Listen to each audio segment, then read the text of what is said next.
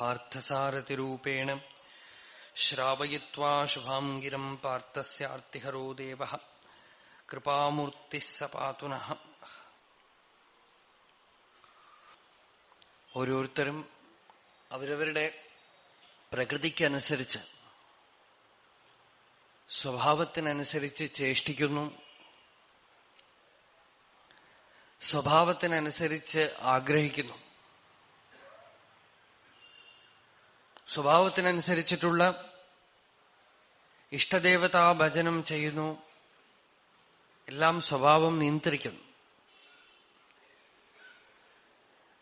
നമുക്ക് കാണാം, ഭൗതിക ലോകത്തില് നമ്മളുടെ സ്വഭാവത്തിന് നമ്മള് അടിമയാണ്.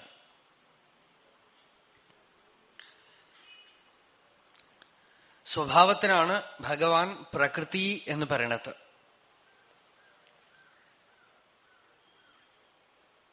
സ്വരൂപം എല്ലാവർക്കും ഒന്നാണ്, ഒന്നും വ്യത്യാസമില്ല. എല്ലാവരിലും ഒരേ ആത്മാ തന്നെ. എല്ലാവർക്കും സ്വരൂപത്തിൽ ഒരു ഭേദമില്ല.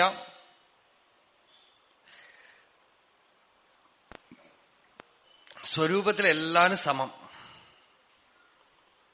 ആ സ്വരൂപത്തിനെ മറയ്ക്കുന്നതാണ് സ്വഭാവം.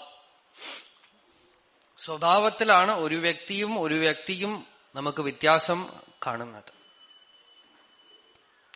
സ്വഭാവത്തിനനുസരിച്ചാണ് കർമ്മം.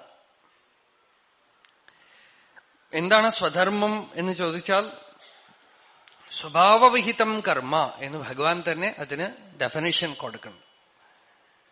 സ്വഭാവത്തിനനുസരിച്ച് നാച്ചുറലായിട്ട് സഹജമായിട്ട് ഉണ്ടാവുന്നതാണ് കർമ്മം. സ്വഭാവത്തിനനുസരിച്ചാണ് ജന്മവും ഉണ്ടാവുന്നത്. ഒരിടത്ത് ജനിക്കുന്നതും ഒക്കെ തന്നെ ഒരു അനുകൂല സ്വഭാവത്തിനനുസരിച്ചാണ്. അതിനനുസരിച്ചാണ് ആ ശരീരത്തിൽ നിന്നുള്ള കർമ്മങ്ങളും ഉണ്ടാവുന്നത്.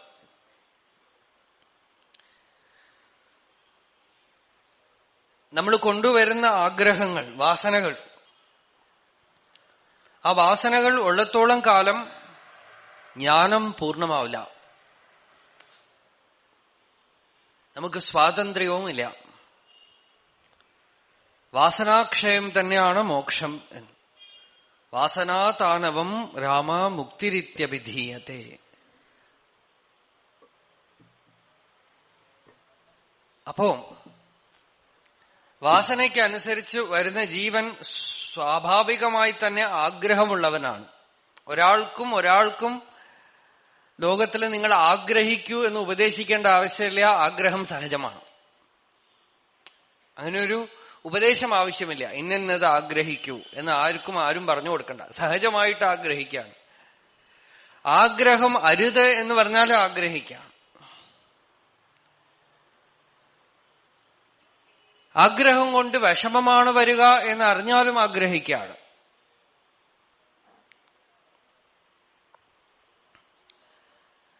അപ്പൊ ഈ ആഗ്രഹം, ആശ എന്ന് പറയുന്നത് മനുഷ്യനിൽ ഡീപ്പ് റൂട്ടഡ് ആയിട്ട് വേരുപിടിച്ചിരിക്കുന്ന അവിദ്യയാണ്.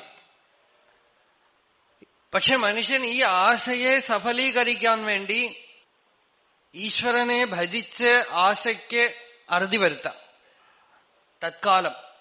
അതാണ് ഇന്നലെ പറഞ്ഞത്, കാംക്ഷന്തഃ കർമ്മണാം സിദ്ധിം യജന്ത ഇഹ ദേവതാഃ ക്ഷിപ്രം ഹി മാനുഷേ ലോകേ സിദ്ധിർഭവതി കർമ്മജ. മനുഷ്യ ലോകത്തിൽ അനേക ലോകങ്ങളുണ്ട് എന്നാണ് നമുക്കറിയണത്. ഈ ഒരു മനുഷ്യ ലോകമാണ്. അനേക വിധത്തിലുള്ള മണ്ഡലങ്ങളുണ്ട്, പ്ലെയിൻസ് ഉണ്ട്. നമ്മൾ ഒരു പ്ലെയിനിലിരിക്കുമ്പോൾ നമുക്ക് ഈ ലോകം കാണുന്നു, അത്രയേ ഉള്ളൂ. നമ്മൾ ഈ പ്ലെയിൻ അല്പം ചേഞ്ച് ആയാൽ വേറെ ചില ലോകങ്ങൾ കാണും. നമുക്ക് എന്തെന്ത് കാണിച്ചു തരുന്നു അത് നമ്മൾ കാണുന്നു. കാണപ്പെടുന്നതിന് പേരാണ് ലോകം. അല്ലാതെ ഒരു പ്ലെയിൻ ഓഫ് വിഷൻ ആണ്. ഒരു പ്ലെയിനിലിരിക്കുമ്പോൾ നമുക്ക് ഈ മനുഷ്യ പ്രപഞ്ചം കാണപ്പെടുന്നു. ഈ പ്ലെയിൻ അങ്ങോട്ട് ചേഞ്ച് ആയാൽ വേറെ വല്ല ലോകം കാണും, വേറെ വല്ല മണ്ഡലങ്ങളും കാണും. മനുഷ്യലോകത്തിന്റെ പ്രത്യേകത കർമ്മപ്രധാനമാണ്. ക്ഷിപ്രം ഹി മാനുഷേ ലോകേ സിദ്ധിർഭവതി കർമ്മജ. മനുഷ്യ ശരീരത്തിൽ കർമ്മം കൊണ്ടുള്ള സിദ്ധി എളുപ്പത്തിലുണ്ടാവും. കർമ്മം കൊണ്ടാണ് മനുഷ്യ ജന്മവും കിട്ടിയിരിക്കുന്നത്. കർമ്മം കൊണ്ടാണ് ഇവിടെ സുഖവും ദുഃഖവും ഒക്കെ അനുഭവിക്കുന്നത്. കർമ്മം കഴുകിക്കളയപ്പെടുമ്പോഴാണ് ഈ ജീവൻ മുക്തനാവുന്നത്. പക്ഷെ നമുക്ക് കർമ്മത്തിന്റെ ഫലം കിട്ടാനായിട്ട് ഇന്ന ദേവതകളെ ഉപാസിക്കുക എന്നുള്ളത് ലോകത്തിൽ സഹജമാണ്. അതുകൊണ്ട് ആഗ്രഹ നിവൃത്തി ഉണ്ടാവും, ഫലസിദ്ധി ഉണ്ടാവും. ദേവതകളും അതാത് ഫലം തരും, ഈ ജീവൻ ചോദിക്കുന്ന ഫലം തരും. നമ്മളുടെ ആഗ്രഹം തന്നെ മൂർത്തീഭവിച്ചതാണ് ദേവതകൾ. അഥവാ ആ ദേവതകളുടെ തന്നെ ഇപ്പോ നമ്മളുടെ ആഗ്രഹത്തിനെ ഒരു ബിസിനസ്സുകാരൻ സപ്ലൈ ചെയ്യുന്നു. നമുക്ക് ഇന്നത് വേണമെന്നുള്ളപ്പോ അതൊക്കെ സപ്ലൈ ചെയ്യുന്ന ആള് ആ ബിസിനസ്സുകാരൻ. പിന്നെ ആ ബിസിനസിന്റെ ആള് നമ്മളുടെ ആഗ്രഹത്തിനെ ആശ്രയിച്ചുകൊണ്ടാണ് അയാളുടെ ബിസിനസ് നടക്കുന്നത്, വ്യാപാരം നടക്കുന്നത്. അയാൾ നമ്മളിലുള്ള ആഗ്രഹം നിലനിർത്തിക്കൊണ്ടിരിക്കാൻ ശ്രമിച്ചുകൊണ്ടേയിരിക്കും.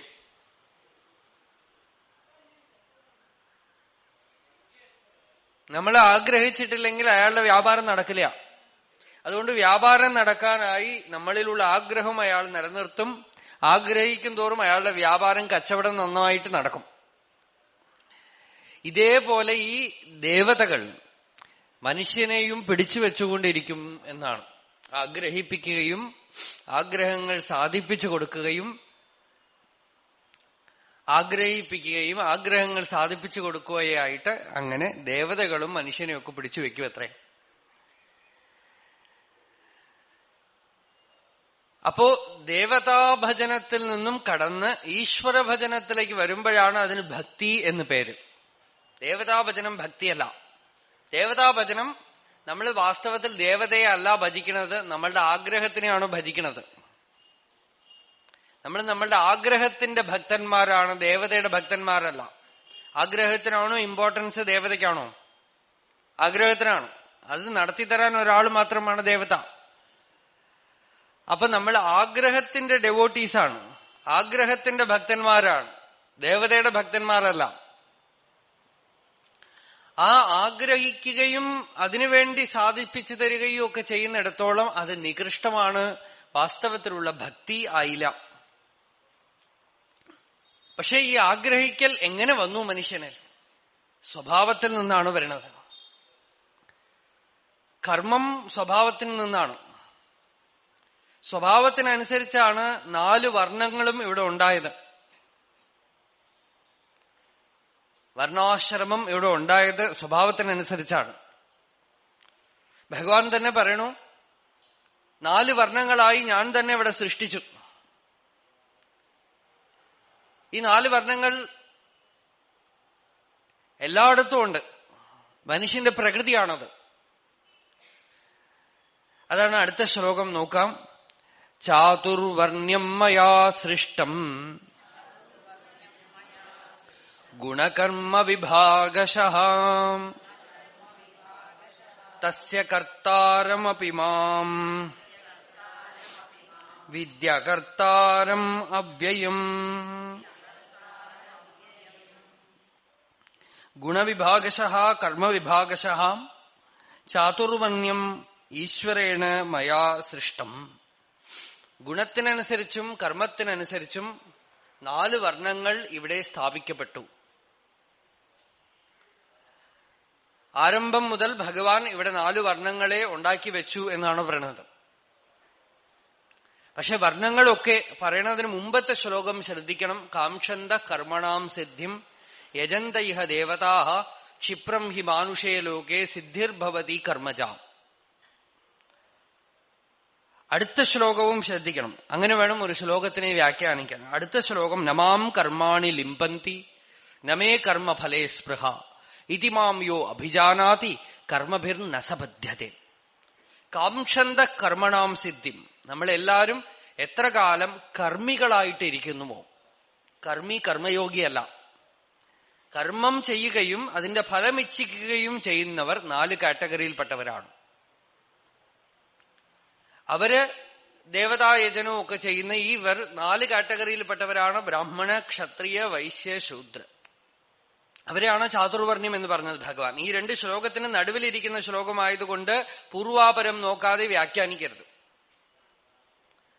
കാംക്ഷന്തഃ കർമ്മണാം സിദ്ധിം ചാതുർവർണ്ണ്യം മയാ സൃഷ്ടം. കർമ്മത്തിന്റെ ഫലത്തിനെ ആഗ്രഹിക്കുന്നവരായതുകൊണ്ട് അവർ വർണ്ണാശ്രമത്തിൽ ബന്ധപ്പെട്ട് കിടക്കുന്നു. നമാം കർമാണി ലിംബന്തി നമേ കർമ്മഫലേ സ്പൃഹ ഇതിമാം യോഭിനാ ജാനാതി കർമ്മഭിർന സബദ്ധ്യത. അടുത്ത ശ്ലോകം കൂടെ ചൊല്ലാം.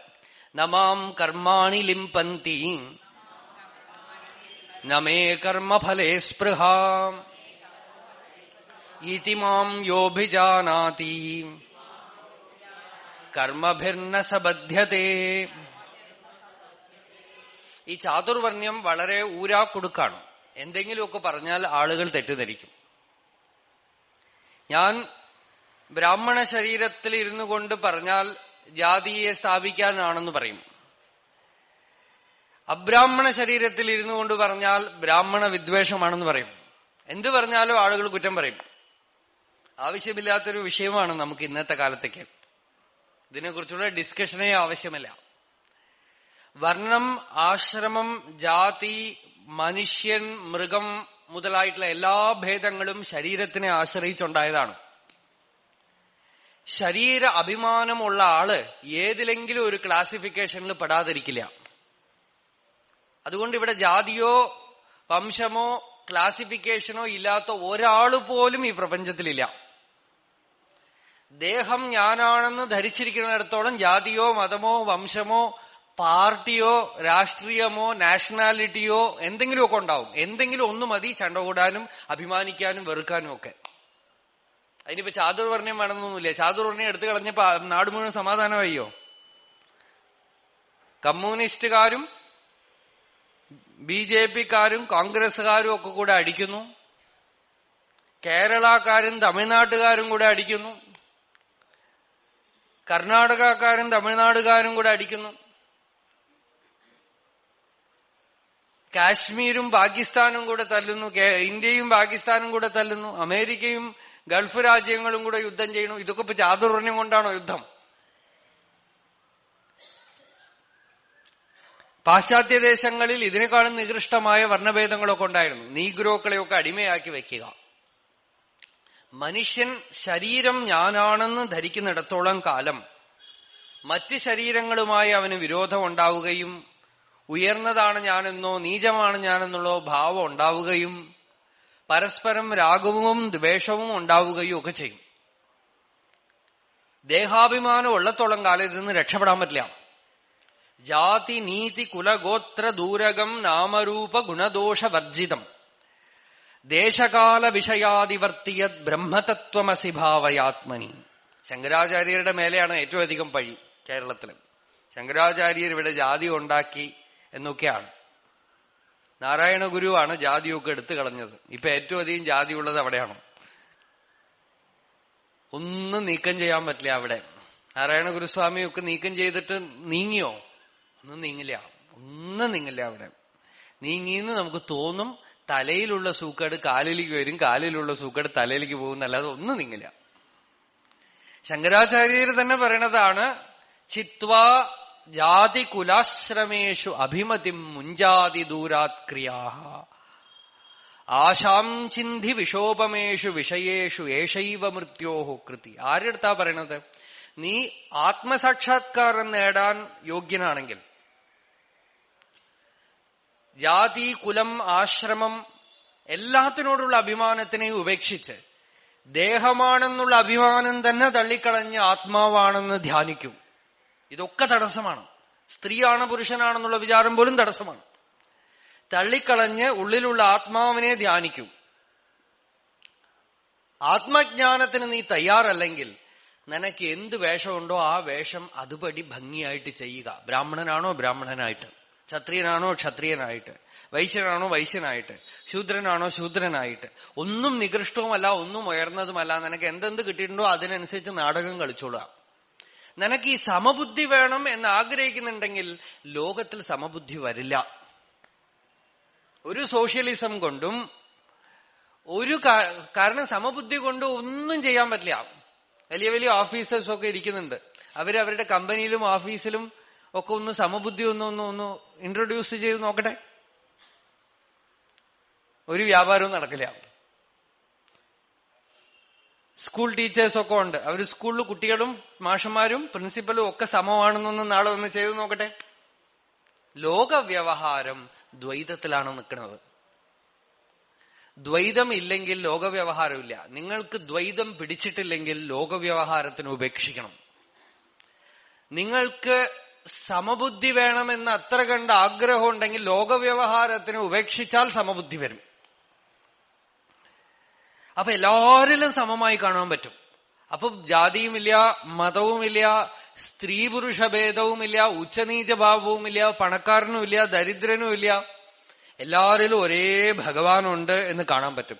പക്ഷെ ഇത് അവ്യവഹാര്യമായ ഒരു തലമാണ്.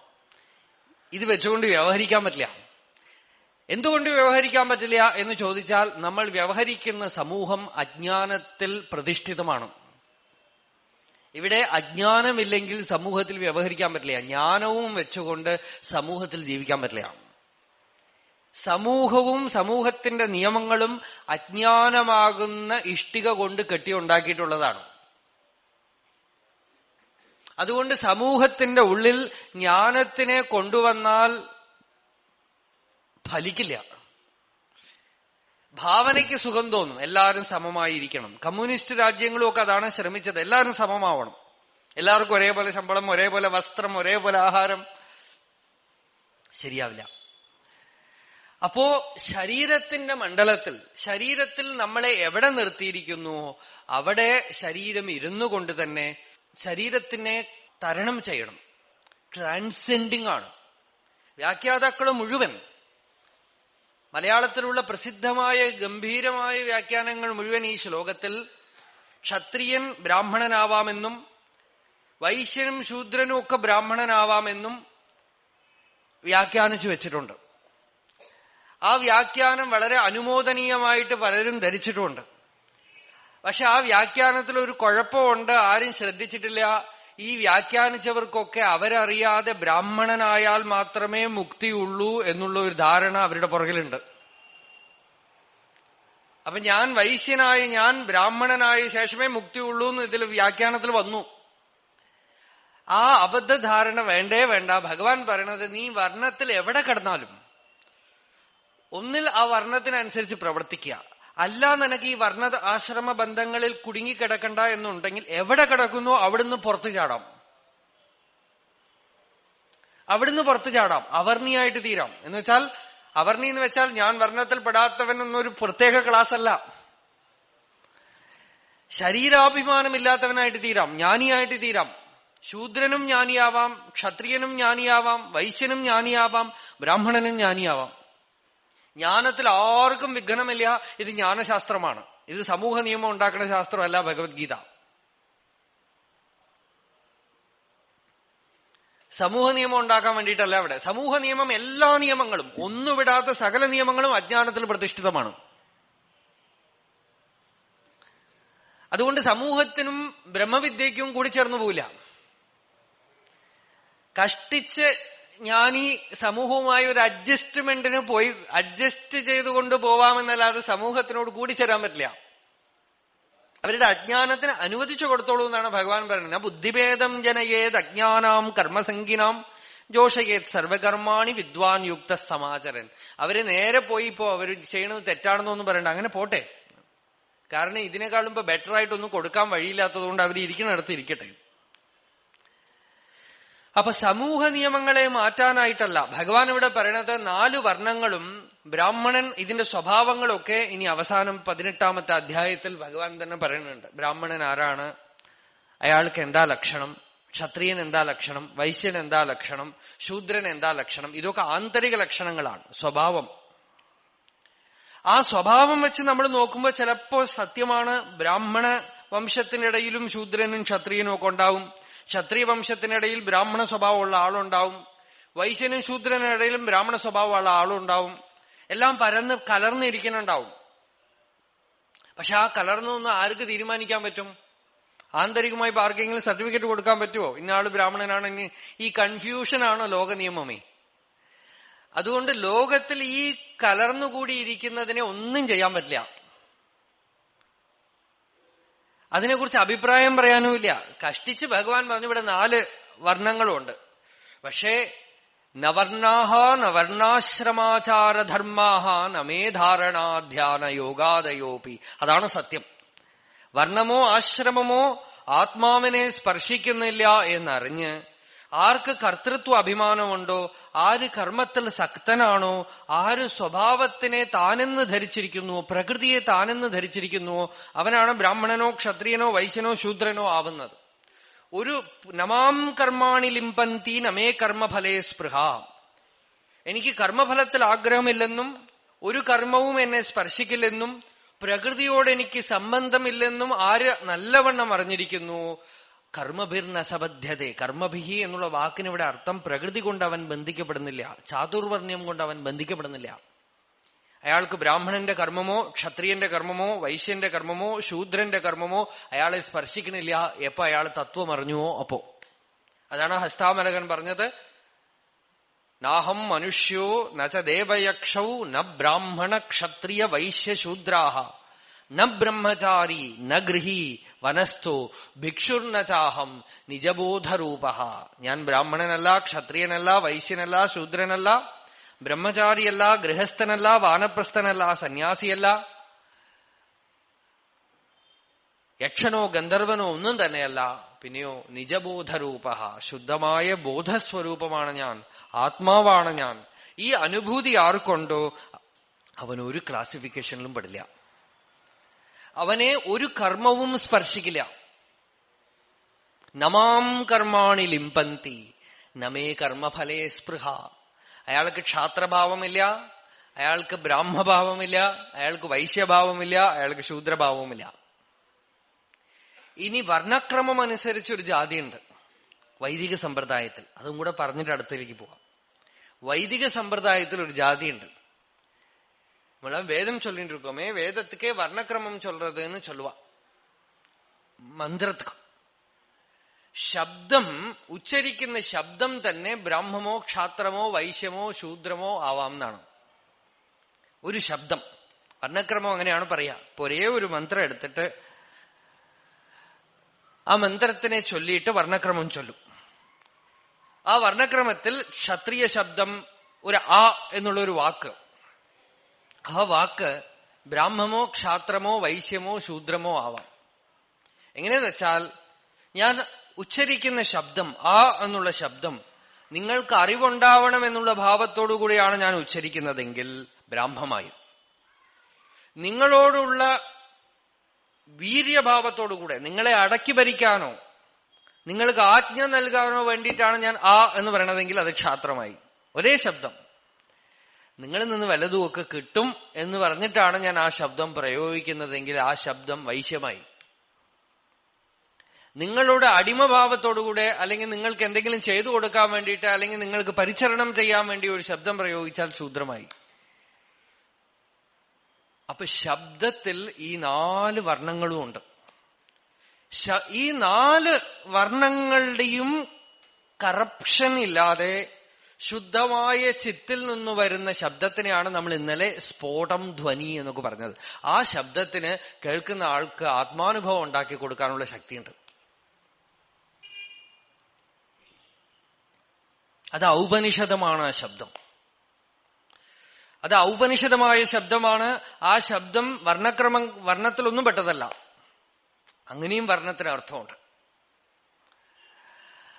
അപ്പോ ഈ ബ്രാഹ്മം ക്ഷാത്രം വൈശ്യം ശൂദ്രം എന്നുള്ളത് മനുഷ്യ മനസ്സ് സ്വഭാവത്തിൽ തന്നെ ഇഴുകിച്ചേർന്നിട്ടുള്ള ചില തലങ്ങളുമാണ്. ഇതിനെയൊക്കെ ഒരു മനുഷ്യന് തരണം ചെയ്യാം.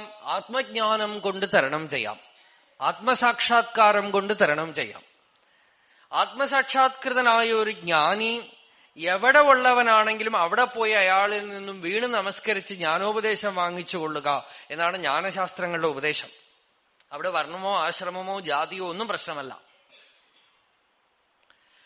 വർണ്ണം ആശ്രമം ജാതിയൊക്കെ സമൂഹ നിയമങ്ങളാണ്. സമൂഹത്തിനനുസരിച്ച് ജീവിക്കുമ്പോൾ എന്തിലെങ്കിലുമൊക്കെ പെടും. പക്ഷേ സമൂഹത്തിൽ നമുക്ക് സൗകര്യത്തിന് വേണ്ടി അംഗീകരിച്ചിട്ടുള്ള നിയമങ്ങളൊക്കെ തന്നെ കണ്ടീഷനിങ്സ് ആയിട്ട് മാറി. വേദാന്ത ഭാഷയിൽ പറഞ്ഞാൽ അധ്യാസമായിട്ട് മാറി ആത്മജ്ഞാനത്തിന് തടസ്സമായിട്ട് നിൽക്കും. സമൂഹത്തിൽ എന്തെങ്കിലും അംഗീകരിക്കാതെ നമുക്ക് ജീവിക്കാൻ പറ്റില്ല. ഏതെങ്കിലും ഒരു നമ്മൾ ജനിച്ച സമൂഹത്തിന്റെ കുറെ സ്വഭാവം നമ്മളിൽ ഉണ്ടാവും. അതിനനുസരിച്ച് നമുക്ക് പുറത്ത് ചാടാൻ പറ്റാതെ ആ സ്വഭാവത്തിൽ ഇരിക്കും. പക്ഷെ അതിനെ എന്റേതാണെന്നും ഞാനാണെന്നും അഭിമാനിച്ചു കഴിയുമ്പോ അത് എനിക്ക് ശുദ്ധമായ ജ്ഞാനത്തിന്, ആത്മാനുഭവത്തിന് വിഘ്നമായിട്ട് തീരും. നമ്മൾ എപ്പോഴും നമ്മളുടെ കണ്ടീഷനിങ്ങളിൽ നിന്നുകൊണ്ടാണ് പ്രവർത്തിക്കുക ലോകത്തില്. ഞാനിപ്പോ ബ്രാഹ്മണൻ എന്നുള്ള ഒരു കണ്ടീഷനിങ്ങിൽ നിന്നുകൊണ്ടാണ് പ്രവർത്തിക്കുക. ഒരു ക്ഷത്രിയൻ എന്നുള്ള കണ്ടീഷനിങ്ങിൽ നിന്നുകൊണ്ടാണ് പ്രവർത്തിക്കുക. ഈ കണ്ടീഷനിങ്ങിൽ നിന്ന് എങ്ങനെ പുറത്തു ചാടും? അതിനാണ് ഭഗവാൻ പറഞ്ഞത്, നമാം കർമാണി ലിംപന്തി നമേ കർമ്മ ഫലേ സ്പൃഹ. ആ കർമ്മത്തിന്റെ ഫലത്തിൽ ആഗ്രഹമില്ലെങ്കിൽ, കർമ്മത്തിനോട് പറ്റിക്കൂടാതെ സാക്ഷി മാത്രമായി നിന്നുകൊണ്ട് ആര് മാറുന്നുവോ അവൻ കർമ്മഭിർന സബദ്ധ്യതേ. അവൻ ബ്രാഹ്മണന്റെ കർമ്മം ചെയ്താലും, ക്ഷത്രിയന്റെ കർമ്മം ചെയ്താലും, വൈശ്യന്റെ കർമ്മം ചെയ്താലും, ശൂദ്രന്റെ കർമ്മം ചെയ്താലും അവൻ കർമ്മം കൊണ്ട് ബന്ധിക്കപ്പെടില്ല. അതല്ലാതെ ക്ഷത്രിയൻ ബ്രാഹ്മണനാവാനോ വൈശ്യൻ ബ്രാഹ്മണനാവാനോ ക്ഷത്രിയനാവാനോ ഒക്കെ ശ്രമിച്ചാൽ വെറുതെ സമയം കളയലാണ്. കർമ്മവുമായി ഐഡന്റിഫിക്കേഷൻ ഉള്ളത്തോളം കാലം ഏത് കർമ്മവും ബന്ധിക്കും. ബ്രാഹ്മണന്റെ കർമ്മവും ബന്ധിക്കും, ക്ഷത്രിയന്റെ കർമ്മവും ബന്ധിക്കും, വൈശ്യന്റെ കർമ്മവും ബന്ധിക്കും, ശൂദ്രന്റെ കർമ്മവും ബന്ധിക്കും. അതുകൊണ്ട് അറിവുള്ളവർ അവരേതേത് തലത്തിലിരിക്കുന്നു അതാത് കാര്യങ്ങൾ ചെയ്തുകൊണ്ട് തന്നെ ജ്ഞാനികളാവാം. അങ്ങനെ എത്രയോ പേരുണ്ടായിരുന്നിട്ടുണ്ട്. പൂർവ്വകാലത്തിൽ എത്രയോ പേരുണ്ടായിരുന്നിട്ടുണ്ട്. അവരവര് എന്തെന്ത് പണി ചെയ്തുകൊണ്ട് തന്നെ ജ്ഞാനികളായിരുന്നു. അവരെവിടെ ഉണ്ടോ അവിടെ ഇരുന്നുകൊണ്ട്. മഹാരാഷ്ട്രത്തിൽ എത്രയോ മഹാത്മാക്കളുണ്ടായി. ഒരാളും അവരുടെ കുലത്തൊഴിലോ ഒന്നും വിട്ടില്ല. എന്റെ കുലത്തൊഴിൽ നീചമാണെന്നും വേറെ ഒരാളുടെ കുലത്തൊഴിൽ വലുതാണെന്നും ധരിക്കുമ്പോഴല്ലേ ഇത് ഉപേക്ഷിച്ച് അങ്ങോട്ട് പോണത്. ഒരു തൊഴിലും വലുതല്ല ഈ ലോകത്തില്. ഒരു തൊഴിലിനും ഒരു പ്രത്യേകതയും ഇല്ല. എല്ലാ തൊഴിലും സമൂഹത്തിൽ പരസ്പരം കൊടുത്തു വാങ്ങിച്ച് ജീവിക്കാൻ വേണ്ടി ഉണ്ടാക്കിയിട്ടുള്ളതാണ്. അഭിമാനം മാത്രമാണ് ഇതിൽ വലുതും ചെറുതും ഒക്കെ ഉണ്ടാക്കുന്നത്.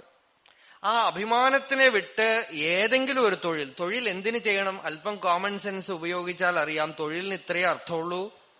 എന്നെ ബന്ധിക്കാതിരിക്കണം, ഊണ് കഴിക്കണം, ജീവിക്കണം. ഊണ് കഴിക്കണമെങ്കിൽ എന്ത് വേണം? പഴയ കാലത്താവുമ്പോ എന്റെ വീട്ടിലുള്ള വഴുതിരിങ്ങ അടുത്ത വീട്ടിൽ കൊടുത്താൽ അവിടുന്ന് നേന്ത്രപ്പഴം തരും. ഇവിടുന്ന് ഇത്തിരി അരി കൊടുത്താൽ അവിടുന്ന് ഇത്തിരി പാല് തരും. ഇപ്പൊ അത് വഴിയില്ല. അപ്പൊ നോട്ട് കൊടുക്കണം. നോട്ട് കിടക്കണമെങ്കിൽ എന്തെങ്കിലുമൊക്കെ പണി ചെയ്യണം. ഈ പരസ്പരം ഭാവനയില്ലാതെ സമൂഹത്തിൽ ജീവിക്കാൻ പറ്റില്ല. അപ്പൊ എല്ലാവരും ഓരോരോ തൊഴിൽ, അവരവരുടെ തൊഴിൽ കോൺട്രിബ്യൂഷൻ ചെയ്യണം. ഞാനിപ്പോ ഇതെങ്ങനെ ഇരുന്ന് പറയണം, ഇല്ലെങ്കിൽ എന്റെ വയറ്റുപഴപ്പ് നടക്കില്ല. എല്ലാരും ഓരോരോ തൊഴിൽ ചെയ്യണം. എന്തെങ്കിലുമൊക്കെ ഒരു തൊഴിൽ ചെയ്യണം. എന്തെങ്കിലുമൊക്കെ നടത്തിക്കൊള്ളണം.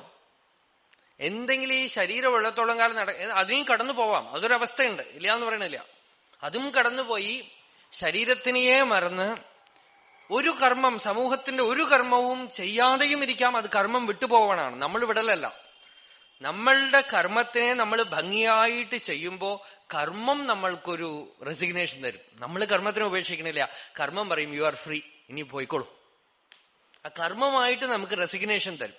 അതുവരെ നമ്മൾ ഏതേത് വേഷം കെട്ടിയിട്ടുണ്ടോ അതാത് വേഷം കലയാതെ തന്നെ നിന്നുകൊണ്ട് ആ വേഷത്തിനനുസരിച്ചുള്ള പ്രവൃത്തി ചെയ്തുകൊണ്ട് തന്നെ വേഷത്തിനോട് താതാത്മ്യം പ്രാപിക്കാതെ പുറത്തു ചാടുന്നതാണ് ബുദ്ധി.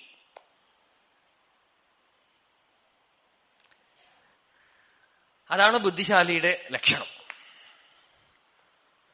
അങ്ങനെ ചെയ്യാനാണ് ഭഗവാൻ പറയണത്. അതുകൊണ്ട് തസ്യ കർത്താരമപിമാം വിദ്ധി അകർത്താരമവ്യയം. ചാതുർവർണ്ണ്യം ഞാൻ സൃഷ്ടിച്ചുവെങ്കിലും അകർത്താരം മാം വിദ്ധി എന്നുള്ളതിനർത്ഥം ഈ ചാതുർവർണ്ണ്യത്തിലൊന്നും ആത്മാ സമ്പർക്കപ്പെട്ടിട്ടില്ല എന്നർത്ഥം. ഇവിടെ കർത്താരം എന്നൊക്കെ പറയുമ്പോ ഭഗവാനെ ശുദ്ധ ഈശ്വര സ്വരൂപമായി അറിഞ്ഞോളണം.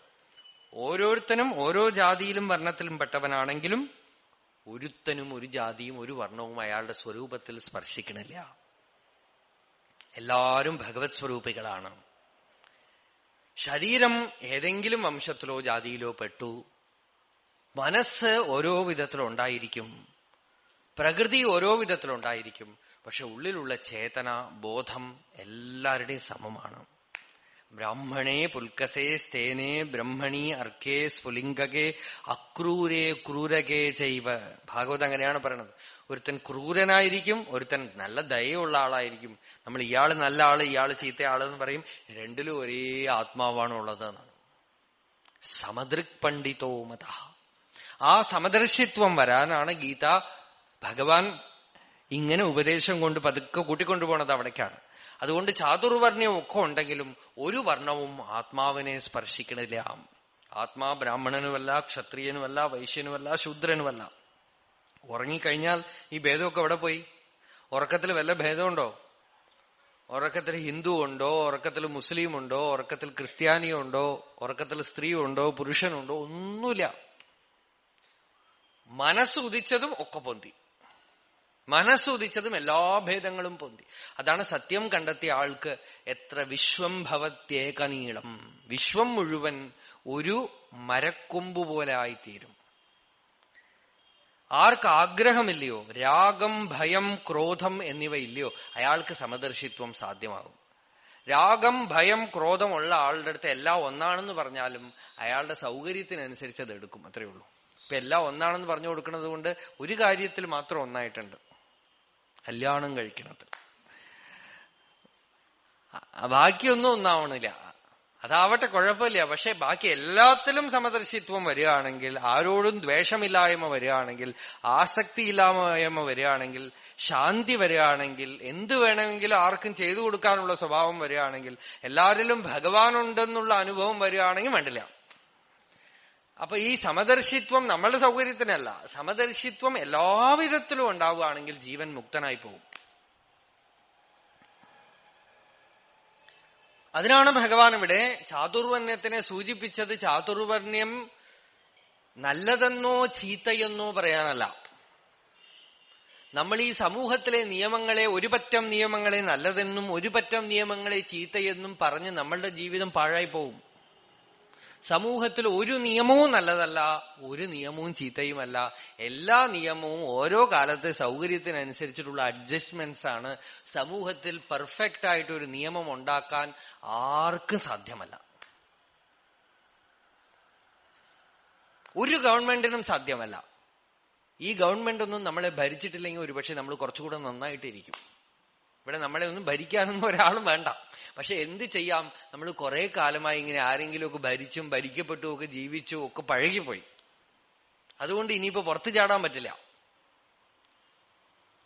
ഒരു ആർട്ടിഫിഷ്യൽ വേൾഡിലാണ് നമ്മൾ ഇരിക്കുന്നത്. അവിടെ ഒന്നും പെർഫെക്റ്റ് ആവില്ല. പെർഫെക്റ്റായ ഒരു നിയമം ഒന്നും ഉണ്ടാക്കാൻ പറ്റില്ല. ഇവിടെ പെർഫെക്ഷൻ ഒരിടത്തേ ഉള്ളൂ. വേണോ പെർഫെക്ഷൻ? വേണോ? ലോകത്തിനെ നോക്കണ്ട, ശരീരത്തിനെയും നോക്കണ്ട, ഉള്ളിലുള്ള വസ്തുവിനെ നോക്കാതെ എപ്പോഴും പെർഫെക്റ്റ് ആണ്. അതിൽ ഒരു കർമ്മവും സ്പർശിക്കണില്ല, സ്വഭാവവും സ്പർശിക്കണില്ല, പ്രകൃതിയും സ്പർശിക്കണില്ല, ഒരു ദൂഷ്യങ്ങളും അവിടെ സ്പർശിക്കണില്ല.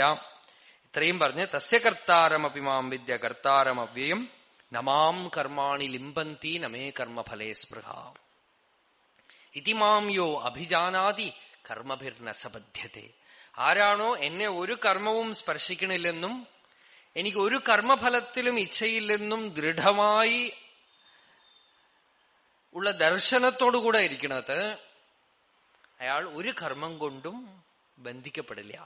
കർമ്മണ നോ വർദ്ധത്തെ നോ കനീയാൻ. ശ്രുതി പറയണത് അയാൾ ഒരു കർമ്മം കൊണ്ട് കൂടുകയോ ഒരു കർമ്മം കൊണ്ട് കുറയുകയോ ചെയ്യില്ല. അയാൾ എപ്പോഴും പൂർണ്ണനായിട്ടിരിക്കും. ആര് കർമ്മഫലകാംക്ഷിയോ, ആര് കർത്തൃത്വ ഭോക്തൃത്വ ബുദ്ധിയോടുകൂടിയുള്ളവനോ അവന് ബന്ധത്തിൽ നിന്ന് വിമുക്തിയുമില്ല. അപ്പോ ഇത്രയും പറഞ്ഞ് ഭഗവാൻ പറയണത് അടുത്ത ശ്ലോകം നോക്കൂ. ഏവം ജ്ഞാത്വാ കൃതം കർമ്മ പൂർവൈരപി മുമുക്ഷുഭിഃ കുരു കർമ്മൈവ തസ്മാത് ത്വം പൂർവൈഃ പൂർവതരം കൃതം. ഏവം ജ്ഞാത്വാ കൃതം കർമ്മ. ഇങ്ങനെ അറിഞ്ഞിട്ട് കർമ്മം ചെയ്യപ്പെട്ടു. ആരാൽ?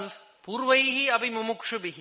പൂർവകാലത്തുള്ള മുമുക്ഷുകൾ, മോക്ഷ ഇച്ഛുക്കളായിട്ടുള്ള എത്രയോ പേര് ഈ സീക്രട്ട് അറിഞ്ഞിട്ടാണ് ലോകത്തിൽ പ്രവർത്തിച്ചിരിക്കുന്നത്. ഈ രഹസ്യം അറിഞ്ഞുകൊണ്ട് അവർ ലോകത്തിൽ പ്രവർത്തിച്ചു.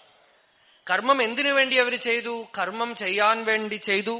കാര്യമിത്യേവ യത് കർമ്മ നിയതം ക്രിയതേ അർജുന സംഗം ത്യക്ത്വാ ഫലം ചൈവ സത്യാഗ സാത്വികോ മതഃ. ഇതാണ് സീക്രട്ട്. ഒരു കർമ്മം ചെയ്യുന്നു. എന്തിനാ? ഇതെന്റെ നിയതമാണ്, സ്വഭാവവിഹിതമായ, ഇത് ചെയ്യാതിരിക്കാൻ പറ്റില്ല എനിക്ക്, അതുകൊണ്ട് ഞാൻ ചെയ്യണം. എങ്ങനെ ചെയ്യുന്നു? സംഗം ത്യക്ത്വ, അതിൽ അറ്റാച്ച്മെന്റ് ഇല്ലാതെ ചെയ്യുന്നു. ഫലമോ ഫലത്തിലും കാംക്ഷയില്ലാതെ ചെയ്യുന്നു. അങ്ങനെ ചെയ്താൽ അയാളുടെ കർമ്മം ത്യാഗമായിട്ട് മാറും എന്ന് ഭഗവാൻ ത്യാഗലക്ഷണം പറയണു ഒരിടത്ത്. അപ്പൊ അങ്ങനെ പൂർവ്വമുമുക്ഷുക്കളൊക്കെ, സാധകന്മാരൊക്കെ, നമ്മളുടെ മുഖ്യമായ സാധന കർമ്മമാണ്. നമ്മൾ കുറച്ചു നേരം ജപം ചെയ്യുന്നതും മെഡിറ്റേഷൻ ചെയ്യുന്നതും ഒക്കെ. പല ആളുകളും ഇതിന്റെ ഇടയിൽ കൂടെ തന്നെ ചിലരൊക്കെ വന്ന് ചോദിച്ചു, ഞാൻ കുറെ ദിവസമായി സാധന ചെയ്യുന്നു, മെഡിറ്റേഷൻ ചെയ്യുന്നു, എനിക്ക് എന്താ ഒന്നും ഫലിക്കണില്ല എന്നൊക്കെ ചോദിക്കുന്നുണ്ട്. ഫലിക്കാതിരിക്കാൻ കാരണം ജപമോ മെഡിറ്റേഷനോ ഒന്നും സാധനയാവില്ല. ഒരു ഉപാസനയും സാധനയല്ല. സോപ്പ് തേച്ചു കുളിക്കുന്നത് പോലെയാണ് അതൊക്കെ. രാവിലെയും വൈകുന്നേരവും ഇത്തിരി സോപ്പൊക്കെ തേച്ച് മേലൊക്കെ വൃത്തിയാക്കി കുളിക്കണ പോലെ എന്തോ നിങ്ങൾ ചെയ്യുന്നു. പക്ഷെ ആ കുളിക്കലല്ല മുഖ്യം. അത് കഴിഞ്ഞിട്ട് പകൽ സമയം മുഴുവൻ നിങ്ങൾ രാവിലെ കുറച്ചു നേരം ജപിക്കുകയും ധ്യാനിക്കുകയും ചെയ്യുന്നു, വൈകുന്നേരം കുറച്ചു നേരം ജപിക്കുകയും ധ്യാനിക്കുകയും ചെയ്യുന്നു. പക്ഷെ നിങ്ങളുടെ മെയിൻ വൊക്കേഷൻ, പ്രധാനമായിട്ടുള്ള ചലനം നിങ്ങളുടെ കർമ്മമാണ്. ആ കർമ്മത്തിലാണ് നിങ്ങളുടെ അധ്യാത്മ പുരോഗതിയുടെ രഹസ്യം മുഴുവൻ കിടക്കുന്നത്.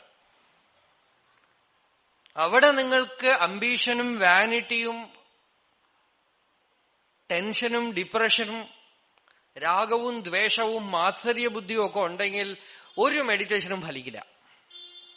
കണ്ണുമടച്ച് കുറച്ചു നേരം ഇരിക്കുമ്പോൾ ഡിസ്റ്റർബൻസ് എവിടുന്ന് വരുന്നു?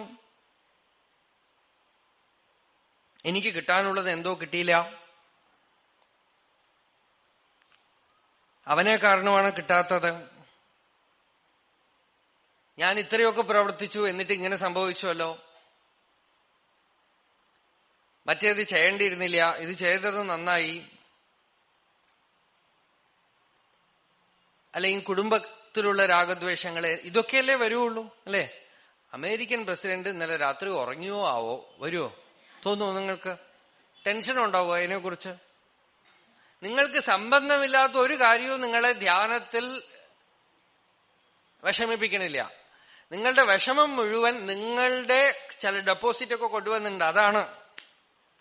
അപ്പൊ ആ ഡെപ്പോസിറ്റിനെ നിങ്ങൾ കാലിയാക്കുന്നവരെ, അതിനെ ജാഗ്രതയോടുകൂടി, അതിന് അസാമാന്യ ബുദ്ധി വേണം, അസാമാന്യ ബുദ്ധിശക്തി വേണം. ബുദ്ധിശക്തിയെ നിഷേധിച്ചെടുക്കുക. അസാമാന്യമായ ഇന്റലിജൻസ് വേണം. Tremendous brain you must have. ആ ബുദ്ധി മുഴുവൻ കമ്പ്യൂട്ടറിലും മറ്റുള്ളവർക്ക് അടിമയായിട്ടും ഒക്കെ ചെലവാക്കി കഴിയുമ്പോൾ അത് ബുദ്ധി തളർന്നു പോകുന്ന സമയത്ത് ആ ബുദ്ധി സ്വന്തം ഉപയോഗത്തിനില്ല. അതാണ് കുഴപ്പം. ആ ബുദ്ധി പുറമേക്കുള്ള വസ്തുക്കളിൽ പെട്ടിരിക്കുന്നതിൽ കുറച്ച് പിശുക്ക് കാണിച്ച് ആദ്യം തുടങ്ങണം. ബുദ്ധിയെ വെളി വിഷയങ്ങളിൽ ഉപയോഗിക്കുന്നതിൽ കുറച്ച് പിശുക്ക് കാണിച്ച്, ബുദ്ധി തളരാതെ സംരക്ഷിച്ച്, ബുദ്ധിക്ക് അല്പം സംരക്ഷണമൊക്കെ കൊടുത്ത്, ബുദ്ധിക്കൊന്ന് തളം കെട്ടി. എത്ര ബ്രെയിൻ പ്രോബ്ലംസ് ആണ് അറിയോ? ഇപ്പോ ബോംബെയിൽ പോയപ്പോ ഒരാൾ ഒരു ലിസ്റ്റ് കൊണ്ടുവന്ന് കാണിച്ചു. പേപ്പറിലോ മാസികയിലോ എന്തോ വന്നതാ. ഈ എന്താണ് ICICI ബാങ്കും ഈ കോൾ സെന്ററിലും ഒക്കെ പ്രവർത്തിക്കുന്ന ആളുകള് ഒരുപാട് കുട്ടികളുടെ ബ്രെയിൻ പ്രോബ്ലംസ്. എന്താന്ന് വെച്ചാൽ രാവും പകൽ ഇതിനെ ചെവിയിലും വെച്ചുകൊണ്ട് ഇങ്ങനെ ബ്രെയിൻ മുഴുവൻ ടാക്സ് ചെയ്ത് കളഞ്ഞു. ഈ ബുദ്ധി നമ്മൾക്ക് ജീവിക്കാനും ഉപയോഗിക്കാനില്ല. ഇതൊക്കെ ഇപ്പൊ ആര് തീർത്തും? പൂച്ചയ്ക്ക് ആര് മണി കെട്ടും? ഒന്നും ചെയ്യാൻ പറ്റില്ല. അതാണ് പറയണത്. പ്ലെയിനെ തലകീഴായി മറിയുമ്പോ ഒരാൾക്ക് പുറത്തു ചാടാൻ എങ്ങനെ പറ്റും? സമൂഹമേ അങ്ങനെ വട്ടത്തിരിഞ്ഞുകൊണ്ടിരിക്കുക. പോട്ടെ. അപ്പോ നമുക്ക് ഉള്ള ബുദ്ധിയെങ്കിൽ ഇതിൽ ഉപയോഗിക്കണം. അത്യാവശ്യമുള്ള ബുദ്ധിയെങ്കിലും നമ്മളുടെ കാര്യത്തിൽ ഉപയോഗിച്ച് നമ്മളുടെ ദൗർബല്യങ്ങളെ കണ്ടെത്തി നമ്മളുടെ കർമ്മത്തിനെ ജാഗ്രതയാക്കി കർമ്മം ചെയ്യുന്നു. എന്തിനു വേണ്ടി ചെയ്യുന്നു? കർമ്മം ചെയ്യണം, ചെയ്യാതിരിക്കാൻ പറ്റില്ല. കാരണം ഈ ശരീരം ചില കർമ്മങ്ങളോടുകൂടി വന്നിരിക്കുകയാണ്. അത് ചെയ്യാതിരിക്കില്ല. ശരീരം ശരീരം ജനിക്കുമ്പോ തന്നെ ചില സ്വഭാവത്തോട് അതിനനുസരിച്ച് അത് ചലിക്കും. ആ ചലനത്തിനെ പതുക്കെ പതുക്കെ ചലിക്കാൻ അനുവദിക്കുകയും പുതിയ ഒരു ചലനത്തിന്റെ പരമ്പര തുടങ്ങാതെ അവസാനിപ്പിക്കുകയും ചെയ്യുകയാണ് ബുദ്ധിയുള്ള ആള് ചെയ്യേണ്ടത്.